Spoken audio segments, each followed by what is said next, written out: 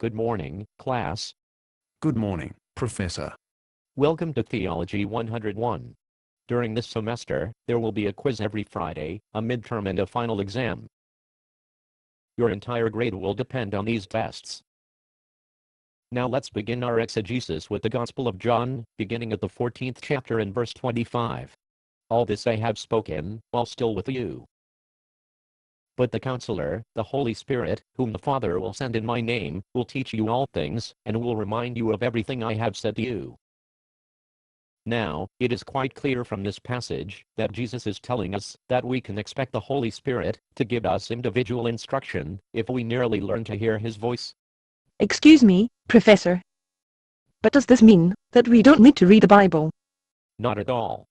But if we can learn what we need to know directly from the Holy Spirit, why do we need the Bible at all? So you can pass the tests. But if we can learn what we need to know directly from the Holy Spirit, perhaps we can pass the tests with what we learn from the Holy Spirit. Well, Professor, I'm taking a heavy load of classes this semester. Can you tell us how to hear the voice of God? So I can skip this class and just show up for the tests.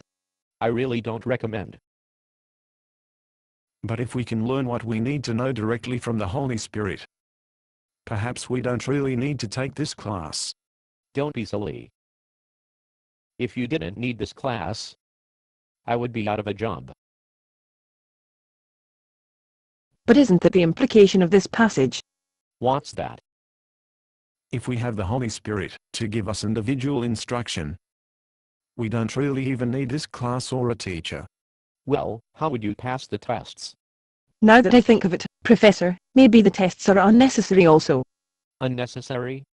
Yes, if we get our knowledge directly from the Holy Spirit, by definition, we get it without error. Therefore, a test is superfluous. I don't know about that. Wait a minute. If we all get our knowledge directly from the Holy Spirit, what if some of us disagree with each other? What about it? If one of us is wrong, it means the Holy Spirit is wrong. The Holy Spirit is never wrong. But Christians disagree all the time.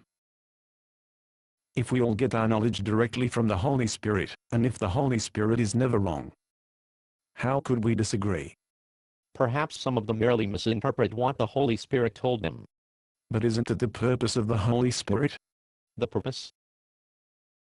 According to the passage you just read, it looks like it's the Holy Spirit's purpose to make sure we got it right.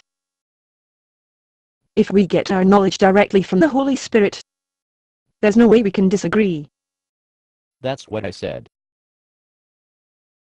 But we do disagree.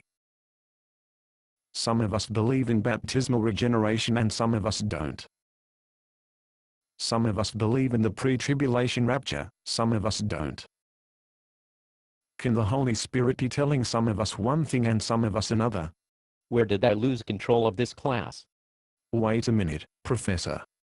I don't think this passage even applies to us. What do you mean? My mother always taught me to read the passage in context. What context?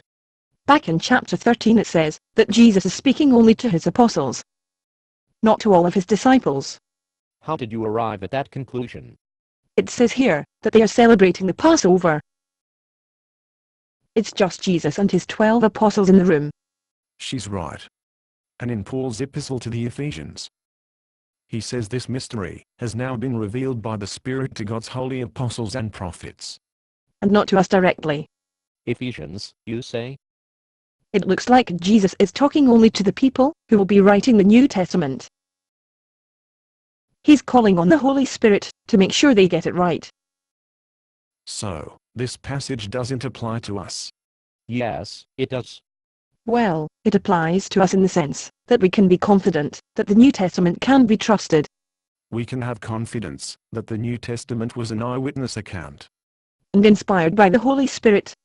But the professor just told us that in this passage, Jesus is telling us that we can expect the Holy Spirit to give us individual instruction if we merely learn to hear His voice. Yes, I did, didn't I? I don't see how you get that from this passage. Me either. Professor, Can you tell us where in the Bible it tells us how we can learn to hear His voice? How? Yes, how we can learn to hear God's voice. Yes. I'm sure it's here somewhere. Well, actually. Funny. It sounded so convincing when I read the best-selling book. So, maybe there is no biblical basis for the idea that we can somehow learn to hear God's voice. I'm sure it's here somewhere. I'll try to find it for you. I'll let you know. Class dismissed. This is going to be a long semester. Based on the play by Bob Snook. Conditions for use: do not sell any part of this script, even if you rewrite it. Pay no royalties, even if you make money from performances.